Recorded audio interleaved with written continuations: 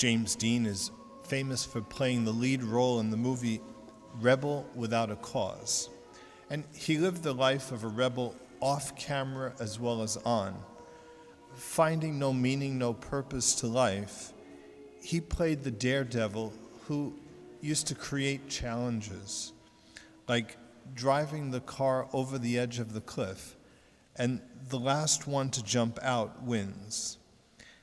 James Dean was the model for rebellious youth, the leader for self-searching adolescents.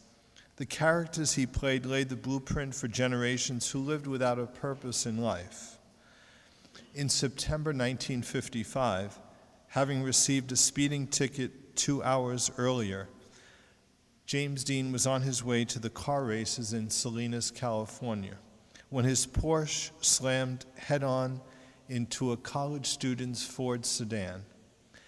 As the metal of the two cars meshed into one, so the misdirected energy and talent of James Dean met face to face with the role he had long been rehearsing: death.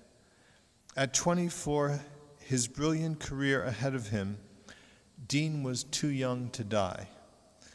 But the passion of youth, when unleashed without purpose or goal to strive for, is deadly.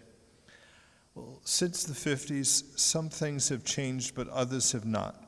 Young people still endure peer pressure, family tensions, and growing pains that make one wonder, what is life about?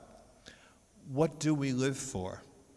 If we don't have something to live for, death is always waiting for us with open arms.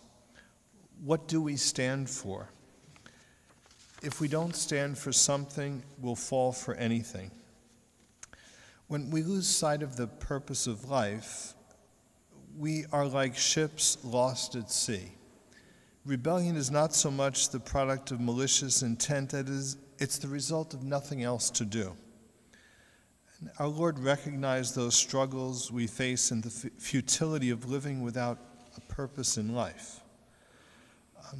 And like we say, without faith, we are rebels without a cause. Without Christ, we are sheep without a shepherd. Without Christ, we have nothing to live for and nothing to die for.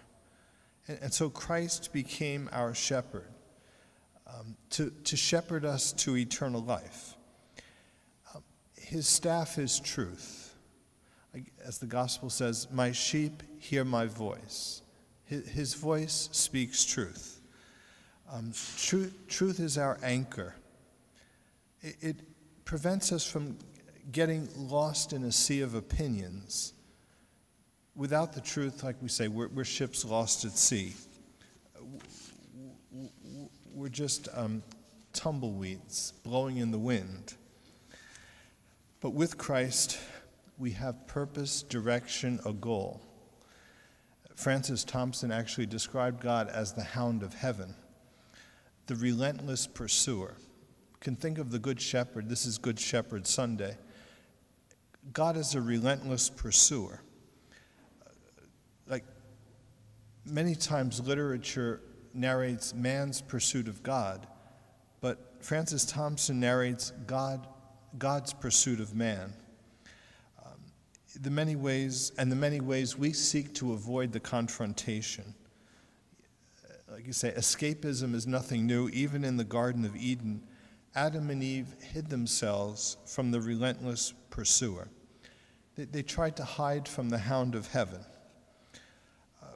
We hide by trying to become absorbed in ourselves, absorbed in material things or pleasures of this world. But when we do that, we separate ourselves from the true source of peace and happiness. But ultimately, we say there is no escape from the eternal. And redemption is self-surrender to that truth, to that shepherd.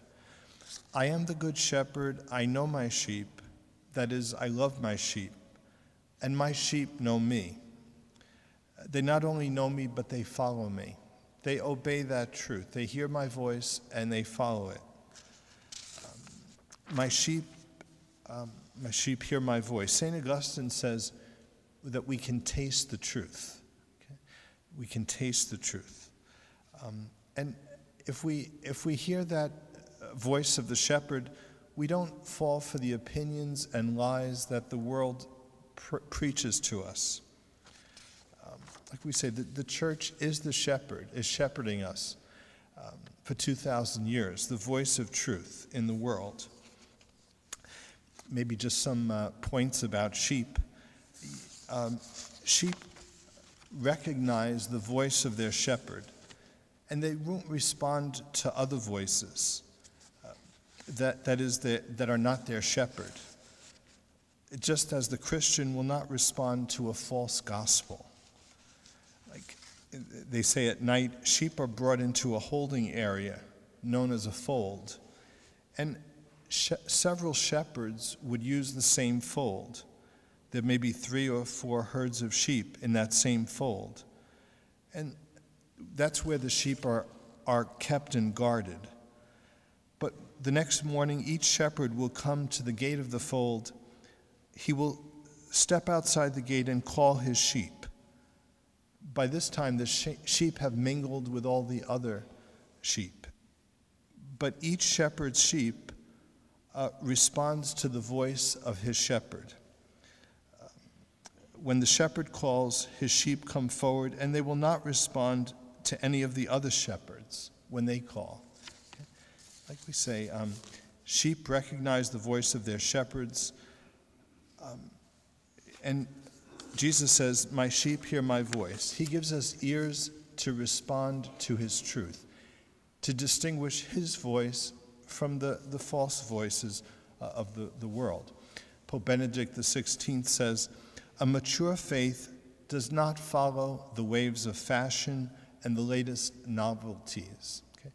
A mature faith does not follow the waves of fashion and the latest novelties. A mature faith does not follow the voices of the world, no matter how loud they are or how frequently they try to entice us. So on this Good Shepherd Sunday, we pray that God gives us those ears to hear and a will to respond. They say that Pope Paul VI said that the voice of the apostle is one that generates faith. When we hear God's truth, they say when a truth is spoken, a grace is given. Like the proclaimed word is a graced word. It has power to penetrate our hearts and our minds. One Episcopalian priest said that when St. Paul preached, there were riots in the streets. He says, when I preach, they serve tea. After I preach, they serve tea. They have a coffee hour. So we pray that we might hear Christ's truth proclaimed, receive the grace contained there, and respond radically, generously to that invitation to eternal life.